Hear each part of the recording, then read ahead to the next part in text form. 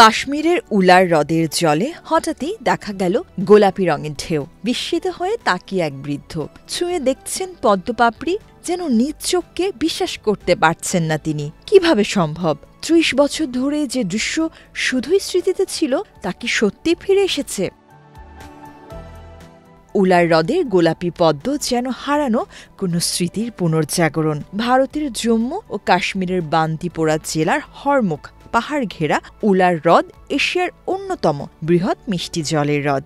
একসময় হ্রদ ভরে থাকত পদ্মে, স্থানীয় ভাষায় যাকে বলা হয় নাদ্র। এই পদ্মের কাণ্ড দিয়েই তৈরি হয় বিখ্যাত কাশ্মীরি পদ নাদ্র ইয়াখনি। ১৯৯২ সালে ভয়াবহ বন্যায় উলার হ্রদের বাস্তুতন্ত্র ধ্বংস হয়ে যায়। স্থানীয়দের একাংশের জন্য সেই বন্যা ছিল জীবিকা কেড়ে নেওয়ার অভিশাপ। জমে থাকা পলিতে চাপা পড়ে যায় পদ্মের রাইজম, ফলে বন্ধ হয়ে যায় পদ্ম ফোটা। একে একে হারিয়ে যায় পদ্ম চাষের ঐতিহ্য, ফলে জীবিকা হারান বহু মানুষ।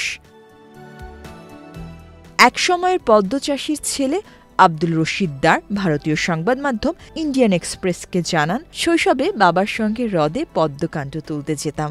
পরে ভেবেছিলাম আমরা এটা চিরতরে হারিয়েছি। তবে আশার আলো দেখা যায় ২০২০ সালে। উলার সংরক্ষণ ও ব্যবস্থাপনা কর্তৃপক্ষ হ্রদের পুনরুদ্ধারে হাত দেয়। পলি অপসারণ ও বাস্তুতন্ত্র রক্ষা প্রকল্প শুরু হয়। ৭৯ লক্ষ ঘনমিটার পলি সরানো হয় হ্রদ থেকে। ২০২৪ সালে প্রথম পদ্ম ফোটার ইঙ্গিত মেলে। পরে পদ্মের বীজও ছড়ানো হয়। ফলে গ্রীষ্মে হ্রদের জলে শয়ে শয়ে ফুটে ওঠে পদ্ম। প্রথম বছরে কাটতে দেওয়া হয়নি পদ্ম, তবে এবছর ফলন বেশি হয়। কর্তৃপক্ষ নমনীয় হয়েছেন। স্থানীয়রা এই দৃশ্য দেখে আপ্লুত। অনেকেই মনে করছেন পদ্মের ফিরে আসা শুধু প্রকৃতির উপহার নয়, বরং অর্থনৈতিকভাবে নতুন সম্ভাবনার পথ। বিশেষত যারা নাদ্র কেটে বিক্রি করতেন, তাদের জন্য এটি পুনরুজ্জীবনের সুযোগ।